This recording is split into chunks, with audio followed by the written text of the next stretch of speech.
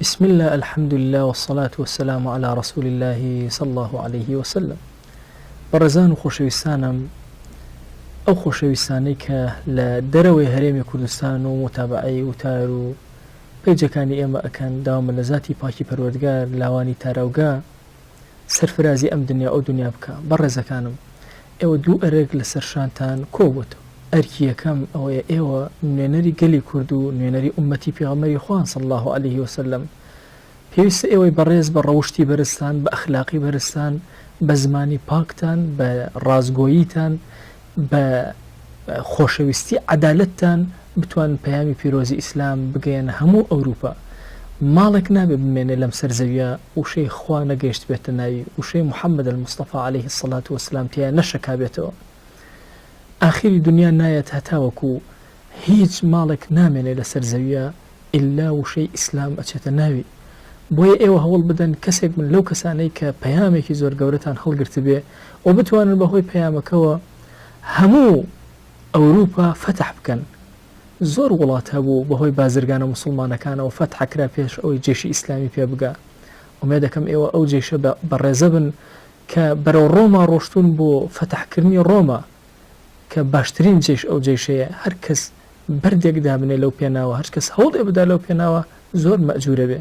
ئومێ دەکەم ڕەوشتی ئێوە سەرنجی سەدان و هەزاران ئەوروپی ڕابکێشێ.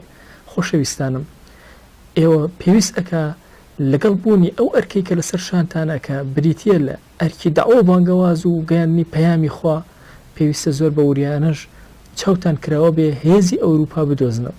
هێزی ئەوروپا لە جلو بەرگ و پۆشاکیانە نییە، لەو عادەت و تەقالیدانیان نییە. هێزی ئەلکترۆنیاتی ئەوان بدۆزنەوە، هێز و تاقەی ئەوان جوڵە و حرەکە لەناو هەرچی شتێکە کە دروست ئەبێ وزەکان لەناو ئەوروپایە بدۆزنەوە، دواتر لە وڵاتی خۆمانە سوودی لێ وەرگین و ئیسفادەی لێ بکەین. ئومێ دەکەم هەرێکێک لە ئێوە خاوەنی شاکارێکی زۆر گەورە بێ کە لەوێش خەڵکی سەری پێ بەرزکە و لە وڵاتی خۆشمان سەری پێ بەرزکرێ.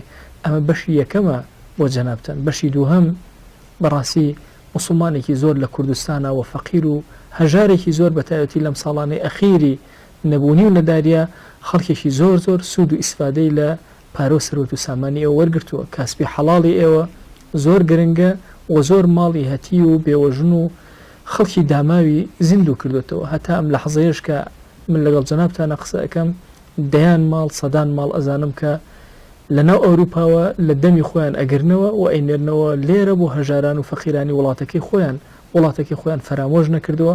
کە ئەمەش ئەرکی دووەمی جەنابتانە، لەگەڵ ئەوەی ماندوو ئەبن پارێکی حەڵاڵ دێتە دەستان، هەوڵ بدەن چیتان لێ زیاد بوو کۆیکەنەوە. ئەلەو زیادەیە هەژار و نەداری ئەم وڵاتە بێساحێب و بێکەسە لە یاد نەکەن. ئەو هەژارانە زۆر کات دوعایەکیان ئەکەوێتە کەڕەم لەوە ئەچێ هەمووتان پێکەوە ڕزگار بن، هەمومان پێکەوە بەخۆی دوعای کەسێکی هەژار و لاتەوە ڕزگار ببین. داوامە لە ذاتی پاکی پەروەردگار لە هەموو گوناهێکتان پارێزێ، لە هەموو گوناهێکتان ببورێ. خوای بۆ خاتی گەورەی خۆت ئەو لاوە بەڕێزانەی، ئەو خوشکە بەڕێزانەی، ئەو ماڵە بەڕێزانەی کە لە دەرەوەی وڵاتن، خوای بۆ خاتی گەورەی خۆت سەرپەرشتیان کە، خۆت بیان پارێزە، خۆت دەرگاکانی خیر بەسەریان نەواڵاکە. خوایە داوا لێ ئەکەین بە گەورەی خۆت سەرفرازی ئەم دنیا و ئەو دنیایان کە. وصلى الله على سيدنا محمد وعلى آله وصحبه وسلم تسليما كثيرا أبدا إلى يوم الدين.